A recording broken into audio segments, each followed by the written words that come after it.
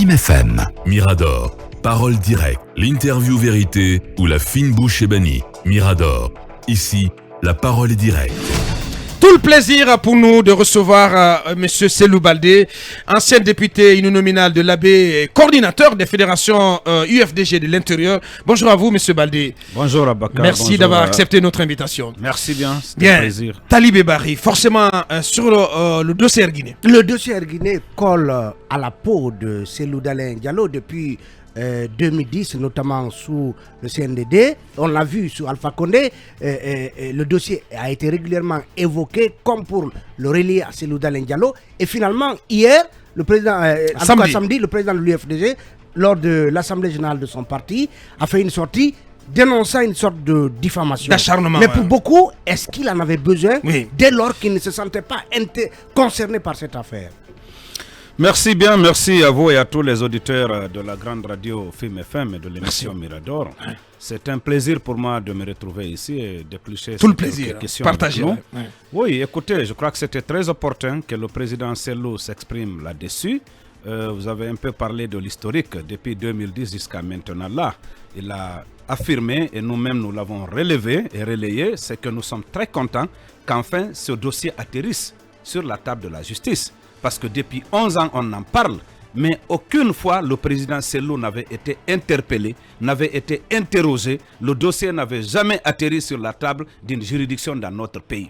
Ça a été utilisé comme un moyen de chantage politique. À chaque fois qu'il y a des élections, que des échéances pointent à l'horizon, on sort des dossiers comme ça. En 2009, après le coup d'État, naturellement, comme il y a eu que la parole donnée n'a pas été respectée et qu'il y avait des velléités pour les gens de la junte d'alors de se présenter aux élections, et donc on a cherché des dossiers pour coller à Cellou Dalein. Mais nous, militants de l'UFDG, nous avons été très agréablement surpris quand un soir, devant le Dadis Show, devant la télé, le président Dadis lui-même a demandé « Mais qu'est-ce que Cellou Dalein cherche ici ?» Parce qu'il n'est pas associé, il n'a rien à voir, en tout cas de façon négative, dans la vente de Erguiné. Donc le dossier Erguiné, pour nous, c'était opportun que le président s'exprime. Nous sommes face à des échéances importantes. Nous sommes dans le cadre d'une transition politique qui verra des élections communales, législatives et présidentielles se dérouler dans notre pays. Cellou Dalein est un homme politique qui a besoin que sa crédibilité, en tout cas, soit encadrée tous les jours, qui n'a pas besoin que son image soit écornée, et donc qui a besoin de rassurer ses militants. Des observateurs vous opposeront le fait que Cellou Dalein Diallo n'avait pas besoin de cette sortie, d'autant que vous l'avez vous-même dit, et c'était un souhait chez l'UFDG, que ce dossier atterrisse enfin sur la table de l'UFDG, donc il aurait pu tout simplement attendre que le dossier soit cité devant la CRIEF.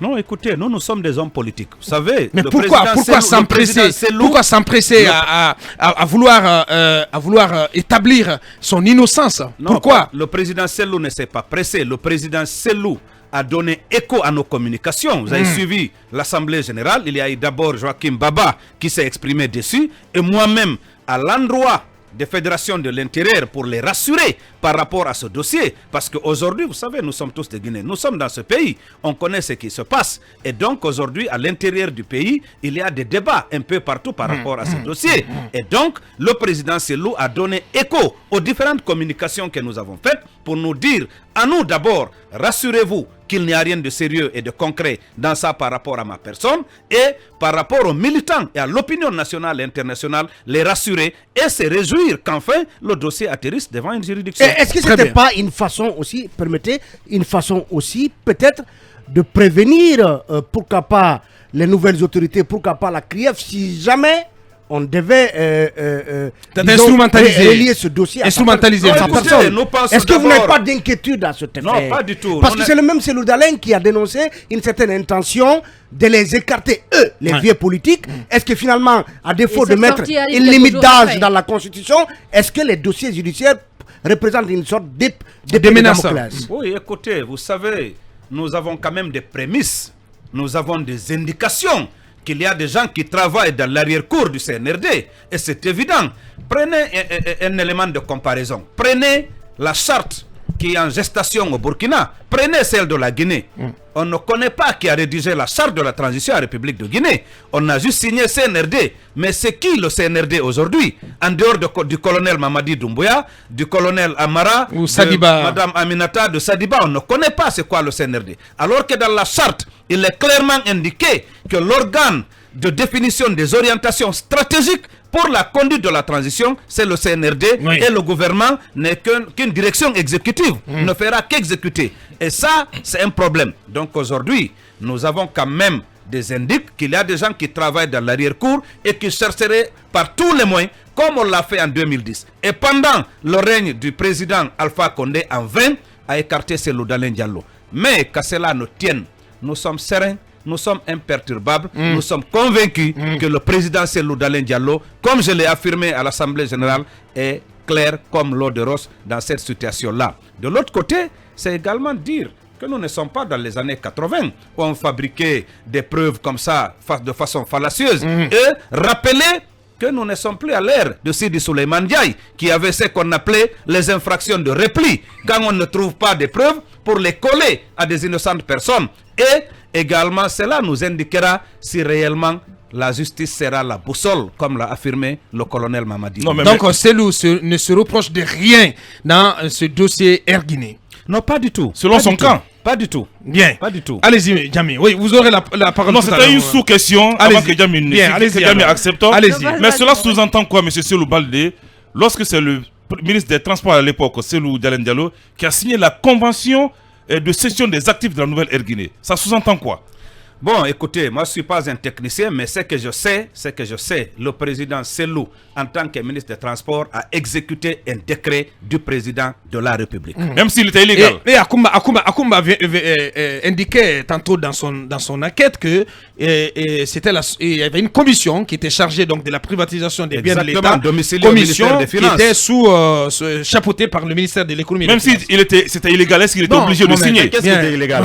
C'est vous qui parlez. Monsieur Kabal, le décret était illégal. Non, à ses yeux, on ne devait pas vraiment revendre Air Guinée. Vous affirmez que le décret du président était illégal. Je vous dis, si vous estimez que le décret est illégal, est-ce que vous êtes obligé de signer une convention de cession? Pas votre question. Vous parlez de quelle illégalité? Il y a une commission qui a été mise en place pour la cession des actifs de la Nouvelle Air Guinée, dont il en est signataire. En tant que ministre de la République, vous pouvez dire la vérité au président. Non, cela n'est pas à la faveur de la Guinée. Pourquoi a-t-il signé à l'époque? C'est ce que je veux comprendre. Je vous invite à mieux vous pourvoir par rapport à cette question-là. Vous parlez d'illégalité d'un décret du chef de l'État d'alors. Je ne vous suis pas. Non, c'est moi qui ne vous suis pas passé. C'est vous qui expliquez la question. Non, je ne vous suis pas, monsieur Kaba. Non, du tout. Je vais venir après. Ce que j'ai juste envie d'affirmer, c'est que si monsieur Cellou Dalein Diallo était coupable de quelque chose, convenez avec moi qu'Alpha Condé ne lui aurait pas fait de cadeau. On sait qu'il y a beaucoup de ministres qui ont fourni des rapports à tout moment. Les gens ont été cités, même ici, qui ont voulu accabler Cellou Dalein Diallo. Alpha Condé passait partout. Il a compris qu'il n'y avait rien, aucune ardoise sur le dos de Cellou Dalein Diallo. Non, voilà, ça ne savait pas quand même. On continue avec vous, Djamil Latou. Monsieur Baldé, justement, en parlant de cette affaire de limitation d'âge, on a entendu Cellou Dalein Diallo dire qu'il y a une sorte de manœuvre visant à l'écarter de la prochaine présidentielle. Qu'est-ce que vous répondez à ceux qui estiment qu'aujourd'hui, il faut que Cellou passe la main au sein de l'UFDG après avoir perdu 3 élections? Bon, écoutez, moi je pense qu'on doit dissocier un peu le débat public par rapport à la gestion de l'État, par rapport à la gouvernance interne des partis politiques. Vous savez, dans chaque pays et en fonction des réalités, il y a comment les partis fonctionnent. Nous savons ici, quelle que soit la beauté d'un projet de société, quelle que soit la beauté des textes, les gens adhèrent derrière un parti en fonction du leadership de celui qui préside aux destinées de ce parti-là. Parce que c'est celui-là qu'on met devant et non le projet de société du parti. Oui, non, écoutez, vous savez, c'est une question culturelle. C'est l'homme qui porte le projet de société. C'est l'homme qui le met en œuvre. On a connu un Sorbonnard aussi, ici, qui a quitté la Sorbonne, qui est venu, même ceux qui n'avaient pas voté pour lui, pensaient quand même, je ne l'ai pas choisi, mais comme il a passé 40 ans de sa vie en Europe, et on dit qu'il a étudié à la Sorbonne, qu'il pouvait développer la Guinée. Malheureusement, prenez aujourd'hui le premier indicateur de misère de la Guinée, c'est la route Conakry, Kindia, Mamou, Dabola. Même pas 1 kilomètre de route bitumée en 11 ans de règne. Je dis... Parce que vous l'avez empêché de gouverner et de travailler. Permettez-moi de répondre à la question de madame. Permettez-moi de répondre. Allez. Donc je dirais que le suffrage universel est le meilleur moyen de permettre aux populations de choisir celui-là qui a les compétences de diriger le pays. Il a dit, Joe Biden a été élu à 78 ans, Macron a été élu à moins de 40 ans, que le peuple ait la latitude de choisir. S'il constate que c'est quelqu'un qui a 70 ans ou 75 ans, en tout cas qui présente un procès de société à même d'amorcer le développement socio-économique de notre pays, les Guinéens vont le lire. Si c'est quelqu'un qui a 40 ans, c'est aussi tant mieux.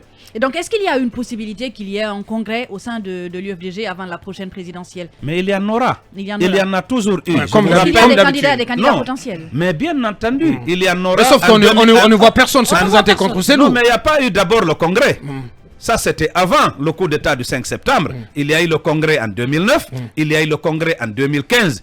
Et la situation particulière d'avant le 18 octobre a fait que nous avons eu un congrès extraordinaire pour porter la candidature Congrès de Cellou Dalein au cours Sano. desquels il n'y a jamais de prétendant contre la cellule, il n'y a pas de challenger. Mais parce que les militants C'est ont pas confiance quand en même lui. la pensée C'est unique. notre- c'est notre C'est champion. pas la pensée unique quand même à Non, l'UFDG. pas du tout, Bien. pas du tout. Réalité, C'est il n'y en notre a pas. champion. Vous avez des jeunes comme nous dans le parti. Le moment venu, quand nous constaterons que c'est le moment de passer la main, mais nous allons ensemble échanger pour que Ouais, la parce main qu'à- soit passée. À un moment donné, on entendait des bruits de couloir comme quoi vous et Gawal, Ousmane Gawal, qui est aujourd'hui porte-parole du gouvernement, que vous aviez des ambitions pour prendre la succession de Cellou Dalein Diallo.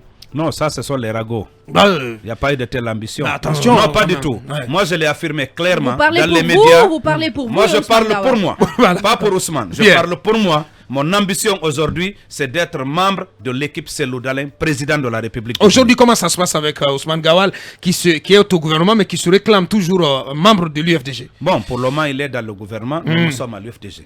C'est ça. Comment ça se passe, les Non, rapports? il est dans le gouvernement, Oh là nous sommes là. à l'UFDG. Ça veut dire qu'il n'est pas Donc, ça veut dire l'UFDG. qu'il n'est Non, pas... pour le moment, il ne Parce milite pas. on a l'impression Non, que, non, on a l'impression que écoutez, il y a une cassure aujourd'hui. non, On pas a du l'impression tout. qu'il y a une cassure aujourd'hui entre vous et Ousmane Gawal. Entre nous qui? Entre l'UFDG et Ousmane Gawal. Non, je ne pense pas. Monsieur Gawal l'a affirmé clairement. Il a dit qu'il est toujours militant de l'UFDG. Il est en mission pour la République. Cellou Dalein a fait sa communication pour dire que ce n'est pas le parti qu'il avait envoyé au gouvernement, mais qu'il lui souhaite bonne chance et qu'il est en mission. Oui, mais pour Vous après, êtes en sa contact? dernière Vous êtes en sortie, contact? vos Est-ce qu'il est en militants ne contact lui avec font la pas base, cadeau. avec la direction de l'UFDG? Mais bien entendu. Il est en contact avec Bien la direction. entendu. Bien. Mais monsieur Balde, est-ce que vous, Mais c'est grave ce qu'il dit, vous hein. reconnaissez Ousmane Gawal mais c'est pas grave. lorsqu'il défend l'organisation des élections par le ministère de l'administration du territoire, alors qu'on sait que ce n'est pas la position de l'UFDG et que lui-même, alors quand il était au sein de l'UFDG, il se battait urbi et orbi pour que cette organisation des élections reste à la CENI. Et finalement, il y a quelques jours, parlant justement de la nécessité d'organiser un dialogue, il vous a griffé en disant ils sont incapables de se parler, de s'entendre entre eux. Comment pourrait-il Demander un cadre de exiger dialogue. un cadre de dialogue avec le gouvernement? Écoutez, est-ce que vous le reconnaissez? Écoutez, ce que j'ai envie de dire, c'est que M. Ousmane Gawal s'exprime en tant que membre du gouvernement et non en tant que membre de l'UFDG. Et nous, du côté de l'UFDG, du côté de l'ANAD et de la coalition des partis politiques, ce que nous exigeons et nous continuerons à exiger, c'est qu'il y ait un cadre de dialogue pour que les questions essentielles liées à la transition soient discutées et qu'elles fassent l'objet d'un consensus politique. C'est notamment le cas de l'organe de gestion des élections. Aujourd'hui, il y a quand même des indices qui nous laissent comprendre qu'il ne sera pas... pour le ministère de l'administration du territoire, nous n'allons pas accepter qu'une décision comme ça soit imposée aux politiques, alors que pour obtenir un organe indépendant et neutre d'organisation des élections dans notre pays, nous avons payé de lourds sacrifices. C'est ce qui fait que le dialogue est indispensable. Et maintenant, de l'autre côté, je ne suis pas là pour commenter les propos des ministres, mais ce que je sais, le dialogue entre les partis politiques n'a rien à voir par rapport au dialogue souhaité avec le CNRD et le gouvernement. Voilà qui est bien dit. Alors, Ensuite, avec vous, Mohamed Voilà, Kaba. alors, M. Balde, revenons un peu à l'actualité. Quel avenir aujourd'hui du FNDC après le départ de Abdourahmane Sano? Et l'autre question, le CNT est enfin installé. Que faut-il attendre de ce CNT? Écoutez, moi je ne vais pas m'exprimer par rapport au FNDC. Je ne suis pas membre du FNDC. L'AB a sonné la révolte. Depuis avant l'élection du 18 octobre 2020, l'UFDG n'est pas membre du FNDC. L'AB, UFDG... Mais qu'est-ce que ça vous fait de voir que le FNDC est en pleine crise? Ce n'est pas de ma responsabilité. Oui, mais qu'est-ce que ça vous fait, étant donné tout ce que vous avez réussi? Le FNDC au bord de l'implosion. Le FNDC au bord de l'implosion. Qu'est-ce que ça vous fait? Oui, écoutez, moi je pense que généralement les structures dans notre pays, il y a le mode de fonctionnement. Vous savez, c'est comme aujourd'hui le gouvernement. On ne peut pas venir prendre le pouvoir le 5 septembre et s'enfermer dans une chambre pour décider de l'avenir de la nation. Vous avez vu le cas du Burkina. Les gens ont mis en place un comité technique de 18 membres. Ils leur ont demandé de se retrouver et faire en sorte que le consensus soit mis en avant. Que toutes les questions qui mettent en avant les valeurs liées à la nation soient mises en avant. Mais ce n'est pas ce que nous observons ici. Du côté du FNDC, un petit commentaire, nous ne sommes pas membres. C'est que j'ai constaté, parce que j'ai échangé avec certains, les antennes de l'AB et de Ratoma, c'est qu'il n'y a pas eu de concertation, il n'y a pas eu de consultation. C'est que les gens se sont retrouvés au sommet pour décider de changer la tête alors que la base n'a pas été consultée. Comment pouvez-vous comprendre que dans une organisation aussi importante que le FNDC, d'après mes informations, que les gens décident de changer le leadership à la tête et que les antennes régionales ne soient pas consultées? Donc ça, c'est un problème, ça un problème de gouvernance interne, un problème de fonctionnement des institutions et des structures dans notre pays. Et le CNT, à présent, vous avez suivi le discours de Dansa, les 81 conseillers nationaux ont été installés, et première plénière pour eux aujourd'hui. Que peut-on attendre de ce CNT, un organe qui va devoir se prononcer sur les grandes questions au cœur de cette transition? D'abord, est-ce que vous avez reconnu Dansa dans ce discours au vitriol contre le régime d'Alpha Condé? Écoutez, d'abord, je salue finalement la mise en place du CNT. Comme ça a été annoncé dans la charte, nous l'avons accepté. Mais peut-être que nous aurions mieux fait de faire comme le Burkina, compte tenu des conditions financières que le pays connaît et que le gouvernement invoque souvent. Nous aurions économisé tout ce que nous sommes en train de vivre aujourd'hui. Nous avons, ça c'est du passé, nous avons accepté la charte, il y a un CNT, on reconnaît le maçon à l'œuvre, quels que soient les préjugés que les uns et les autres ont sur des personnalités qui composent le CNT, nous allons les juger à l'œuvre. Tout ce que je sais, c'est que pour moi, il y a des questions importantes qui ne seront pas réglées en amont par le CNT. La question liée au fichier électoral, la question liée à la durée de la transition, comme indiqué dans l'article 77 de la charte, la question liée au code électoral, à la constitution. Aujourd'hui, nous sommes dans un contexte de rupture de légitimité. Il faudrait, comme l'a indiqué le CNRD dans la charte, que les forces vives de la nation, les leaders politiques, le gouvernement, le CNRD, les premiers responsables des organisations de la société civile se retrouvent pour baliser dans un cadre de dialogue. Dans un cadre de dialogue. Et seulement après cela, que ce qui a été discuté, le consensus obtenu sera transmis au niveau du CNT. Donc si on vous suit très bien, pour que cela soit l'objet de loi. Si on vous suit très bien, vous déniez le rôle d'élaborer une nouvelle constitution à la CENI et plutôt au CNT. Ou exclusivement au CNT. Non, écoutez, le CNT, pour moi, il n'appartient pas au CNT. Ils n'ont pas cette légitimité aujourd'hui. C'est une chambre d'enregistrement. C'est mon point de vue. C'est mon point de vue. C'est mon point de vue. Quand on voit, d'abord, nous sommes en rupture de légitimité, je le dis clairement, ce n'est pas parce que le CNRD a décidé que la radio-film va envoyer 3, que le syndicat va envoyer 2, que tel va envoyer 5, qu'ils ont la légitimité. Non, ce n'est pas ce qui donne la légitimité. Et deuxièmement, quand on voit que même le consensus obtenu au niveau des entités, quand nous prenons au niveau de la classe politique, nous nous sommes retrouvés, nous avons dialogué. Il y a eu que des quotas ont été donnés. L'ANAD a bénéficié de 4 places, le RPG arc-en-ciel de 4, ainsi de suite. Et cela n'a pas été le cas. Comment voulez-vous qu'on se substitue aux partis politiques pour désigner des personnes à la place des plateformes? L'autre aspect, c'est quoi? J'ai suivi le processus de sélection des représentants des jeunes des régions. Pour le cas de l'Abbé, de Mamou, de Kankan, les jeunes qui ont été la résultante du processus de sélection ont été mis de côté. D'autres personnes ont été choisies. Comment vous pouvez parler de légitimité dans ce cadre-là? Donc pour moi, pour éviter d'éventuels conflits, pour éviter une autre crise dans l'avenir très proche, il faudrait que le CNRD accepte de dialoguer avec les forces vives de la nation pour que nous nous entendions sur les questions essentielles. Je ne dénie pas au CNT le rôle de légiférer, mais il faudrait qu'en amont, qu'il y ait quand même ce consensus politique pour que les grandes orientations soient connues et données avant que le CNT ne commence à faire son travail. C'est le CNRD qui allait à la mort, M. Baldé. Allez où? À la mort. C'est vous qui parlez de mort. Non, c'est le colonel même qui l'a dit. C'est le peuple de Guinée qui allait à la mort. Le peuple de Guinée, depuis 2010, nous avons perdu plus de 300 compatriotes de toutes les ethnies, de toutes les régions. Il y a des handicapés à vie. Il y a des gens qui ont payé de leur liberté pour que le 5 septembre arrive. J'ai schématisé ça à l'Assemblée générale. Je l'ai schématisé comme une battue, une partie de chasse. Il y a que des Guinéens se sont mobilisés, ont acculé la dictature et le dictateur. Et enfin, il y avait un chasseur aguerri qui avait son fusil, qui a achevé le dictateur et la dictature. Il s'agit du colonel Doumbouya, mais c'est une œuvre collective. Bien. Le 5 septembre est le fruit d'une œuvre collective. Il ne faut pas oublier donc tout le travail qui a été fait en amont. Surtout à l'UFDG et à l'ANAD. Surtout à l'UFDG. Donc vous confirmez que vous avez participé à déstabiliser le régime, Alpha Condé. Nous avons mené la résistance active et permanente. Nous avons acculé la dictature de toutes parts. Supposée dictature. Faire tomber le dictateur. Il n'en était pas. Bien. Allez, on continue cette interview avec vous, Mamadou Ouri Diallo. Alors, je voudrais m'attarder un peu sur la question Gawal. Il n'y a pas 48 heures, on l'a vu sur le site de Koloma. Je sais qu'à l'époque, quand il y a eu cette razzia de ce côté où on a démoli les bâtiments de plusieurs citoyens, et l'UFDG justement est rentré dans une colère noire parce que politiquement, vous expliquiez ça par une sorte de déplacement d'une bonne base de l'UFDG, ce qui pourrait influer sur les résultats des élections qu'on a connues par après. Alors, il vient sur le site, donc on est en train de faire la promotion de la mise en place et l'aménagement du site. Des bâtiments administratifs et privés.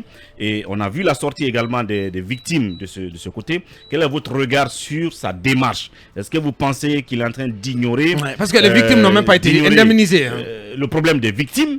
Qu'est-ce que vous pensez justement de la démarche de Ousmane Gawal, puisque c'est lui qui gère la situation politiquement et en parlant de transition à l'UFDG, comment est-ce qu'on est en train de penser la question de la durée de cette transition et du chronogramme aujourd'hui, même si le CNT est mis en place, vous pensez que cela devrait se passer comment? Écoutez, d'abord par rapport à la question Gawal, excusez-moi, je ne vais pas m'exprimer dessus parce que d'abord Gawal n'est pas représentant de l'UFDG. Dans le micro, s'il vous plaît. Gawal n'est pas représentant de l'UFDG au sein de ce gouvernement. C'est un ministre de la République comme tous les autres.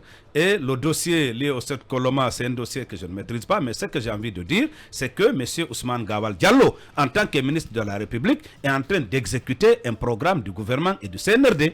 Pas un programme de l'UFDG. Bien. Oui, on le sait. Bien. Oui, c'est ça. Donc, mais le fait d'ignorer le cas des victimes de ces déguerpissements quand même. Écoutez, vous savez, ignorer peut-être, je ne sais pas comment le dire, mais je ne sais pas aujourd'hui quel est le programme, quelle est la stratégie développée par le CNRD pour le site de Koloma. Donc, je ne saurais m'aventurer par rapport à ce dossier. Bien, sur la question de la durée du chronogramme de la transition. Bon, écoutez, pour moi, ce que je dis, il est grand temps que le cadre de dialogue soit mis en place. Ouais. Le CNRD, s'il n'y a pas d'autre velléité, je ne vois pas comment une équipe qui a envie de sortir la Guinée de l'ornière, qui a affirmé aux premières heures de la prise du pouvoir que les erreurs du passé ne seront pas répétées. Qu'est-ce qui a opposé M. Alpha Condé aux Guinéens, aux acteurs politiques pendant tout ce temps? C'est de refuser le dialogue, refuser la mise en œuvre des conclusions du dialogue, alors que les lois du pays étaient violées de façon récurrente. Aujourd'hui, la plupart de nos lois sont suspendues, la constitution est suspendue, les institutions sont dissoutes, mais comment est-ce qu'on va dialoguer? Ce n'est pas souvent tous les soirs qu'on vient au niveau de la télé pour écouter des décrets. Ce n'est pas en cela que la classe politique et le CNRD va dialoguer. Mais M. Baldé, vous l'avez encensé au départ. Non, moi je ne comprends pas, vous l'avez encensé le 5 septembre. Jusqu'à présent, nous l'encensons. Ah ouais, mais vous dites le contraire. Jusqu'à présent, nous l'encensons. Ce n'est pas une question de débat de personne. Si, le colonel permettez. Le colonel Mamadi Doumbouya, je le considère comme étant mon libérateur, comme étant le libérateur du peuple de Guinée. Et en ce sens, nous ne voulons pas qu'il soit souillé. Ouais. Nous ne voulons pas qu'il soit Qu'il encadré dérape. par les Ouais. faucons. Ouais. Nous voulons qu'il réussisse la transition. Et c'est ce qui fait que nous continuons à l'interpeller, à lancer un cri du cœur. Je crois que l'histoire est récente. Nous avons vu comment le régime du RPG a échoué.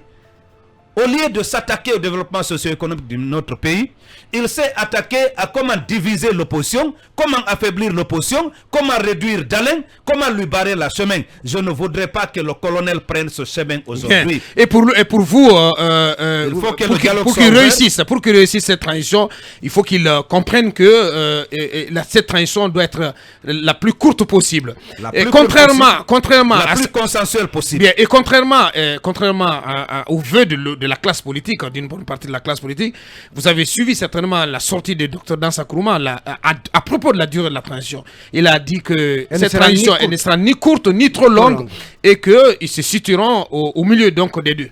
Je crois qu'il n'avait pas... Qu'est-ce que vous en pensez? Je crois que ce n'était pas opportun pour Dr Dansa de s'exprimer sur la durée de la transition.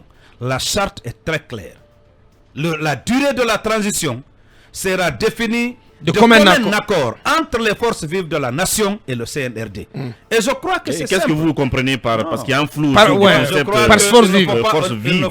ne faut pas qu'on Les se observateurs lance estiment dans- que se lance dans les forces nuances vives dont on d'interprétation. parle, C'est les important. observateurs estiment que les forces vives dont on parle sont celles qui sont composées au sein du CNT. Non, pas du tout. Que répondez-vous? Pas du tout. Il y a des représentants des forces vives au niveau du CNT, mais les forces vives ne sont pas dans le CNT. Les forces vives, c'est quoi? Nous avons l'habitude. Depuis 2010, on a eu le groupe de contact international. Nous avons eu les cadres de dialogue de 2016 où moi je faisais partie. Quand on dit qu'il y a une rencontre des forces vives, mais forcément et nécessairement, vous avez les leaders politiques en tête, vous avez les premiers responsables des organisations de la société civile, vous avez les membres du gouvernement, ainsi de suite, qui sont ensemble autour de la table. Aujourd'hui, pour définir la durée de la transition, le chronogramme de la transition, le cadre de dialogue doit être mis en place. Les leaders politiques doivent être là, le CNRD doit prendre part, le gouvernement doit prendre part et à ce moment, des discussions seront ouvertes pour qu'un délai raisonnable soit donné et que cela soit transmis. Mais alors, au avant de CNRD. passer la parole à Koumba, si cette question venait être inscrite à l'agenda du CNT, la question de la durée, qu'allez-vous faire? Quelle va être votre réaction? Bon, écoutez, ce serait une autre violation de la charte de la transition. Pour nous, la charte a déjà été violée parce qu'il y a eu des substitutions, il eu faux en écriture quelque part, des entités ont choisi des personnes, ces personnes ont été substituées par d'autres personnes et donc nous ne souhaitons pas à ce qu'il y ait une autre violation De la charte de la Il y a quand même transition. le fait qu'il faut faire remarquer que suite à votre entrevue avec Doumbouya au Palais du Peuple, à travers vos recommandations, les coalitions politiques ont proposé une durée selon qu'elle appartienne à tel bord ou tel bord. Certains ont proposé 1 an et demi, d'autres 18 mois. Je crois que votre coalition en a fait aussi. Je ne sais pas c'est quelle durée exactement. Alors ici, à partir de là, le CNRD considère que les forces vives politiques ont déjà leurs propositions qui se trouvent avec elles, Ouais. et que le gouvernement maintenant prenne l'initiative de proposer aussi une durée et qu'on envoie tout ça au CNT.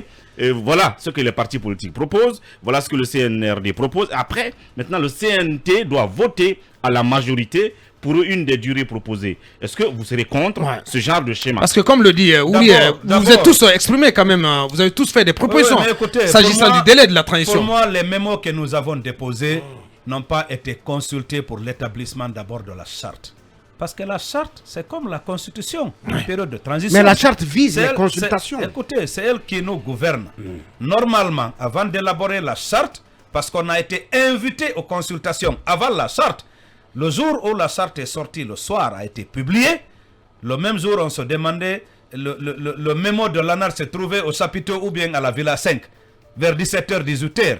Et au journal de 20h30, la charte a été publiée. Et Ah bon? donc, on a compris clairement... Donc ce que vous racontez est vérifiable. Mais c'est évident que les mémos n'ont pas été consultés. De l'autre côté, pourquoi voulez-vous qu'on prenne des raccourcis pendant que les gens ont librement, sans les partis politiques, de façon unilatérale, soumis une charte et nous l'avons acceptée, et que dans la charte, un article dit clairement que c'est de cette manière que le chronogramme sera défini. Pourquoi voulez-vous que nous prenions des raccourcis? Ouais. Allez-y, Akoumba. 77. Allez-y, Akoumba. La suite de cette interview avec vous, Akoumba Diallo. J'insiste sur le concept force vive, puisque force vive peut désigner à la fois une personne physique ou personne morale, mais qui participe à l'équilibre de la société dans un pays, qui contribue à l'amélioration de la société. Ouais. Je note que vous avez dit déjà que les forces vives ont délégué des représentants au sein du CNT. C'est déjà une avancée en termes de compréhension. Mais s'il était question, par exemple, de reconsidérer le CNT comme étant désormais le centre des forces vives le mieux approprié pour un débat visant l'intérêt national, quels pourraient être vos arguments? Non, ce n'est pas notre compréhension de la situation. Parce que rien n'empêchait au CNRD de dire clairement dans la charte que la durée de la transition sera définie par le CNT une fois mis en place. D'accord. Je change ma question alors. Et si le CNT procédait à la révision de la charte pour désormais Pour préciser cela. se saisir... Pour préciser l'article 77. Exactement. Pour dire que c'est-à-dire que la durée sera déterminée. Vous savez, il y a déjà une crise de confiance qui s'est installée dans le cadre de la mise en place du CNT. Ça, c'est évident. Aujourd'hui, c'est clair. Ce que nous souhaitons, pour pallier à tout cela, il est imminent que le cadre de dialogue soit mis en place. C'est extrêmement important pour la conduite de cette transition. Bien. Je pense que cela va même aider le CNT. Cela va aider le CNT. Que Bien. le cadre de dialogue soit mis en place. Voilà, M. Baldé, moi je voudrais faire taire une rumeur si parce qu'elle persiste. Est-ce que votre champion, Cellou Dalein Diallo, est réellement le meilleur investisseur étranger au Sénégal? Pour une fois qu'on teste ce débat. Ouais. Pour une fois. Monsieur Et on reçoit, On reçoit beaucoup de choses, des reçoit images. des images On nous de- envoie des photos des images et des immeubles appartenant à Cellou Dalein Diallo, supposés appartenir à Cellou Dalein Diallo. Dites-nous-en, est-ce qu'il a des actifs au Sénégal? C'est ça, à vous entendre, c'est comme si j'entends un militant du RPG Arcade. Moi je l'accepte je désormais, n'ai pas dit mais que ça ne vous me colle mettez. pas à la peau. Mais c'est Je l'accepte. précis, j'entends. Il y a des images qui viennent. Non, j'ai dit Déjà, non, on voit c'est mon des images. impression. Oui, allez-y, mais la question, la J'ai dit question. à l'entendre, c'est comme si j'entends un militant du RPG Arc-en-Ciel et c'est avec plaisir que je vais vous répondre. Bien. Vous savez, même l'équipe nationale du Sénégal qui a gagné hier, on a dit que c'est Cellou Dalein qui l'a financé. C'est tant mieux. Ce que nous allons vous demander, c'est de faire en sorte que dans notre pays, que les conditions soient créées pour qu'enfin le développement socio-économique soit une réalité. Cellou Dalein Diallo est un cadre vertueux, respectueux des règles et procédures de gestion qui a servi l'État, qui ne s'est pas servi.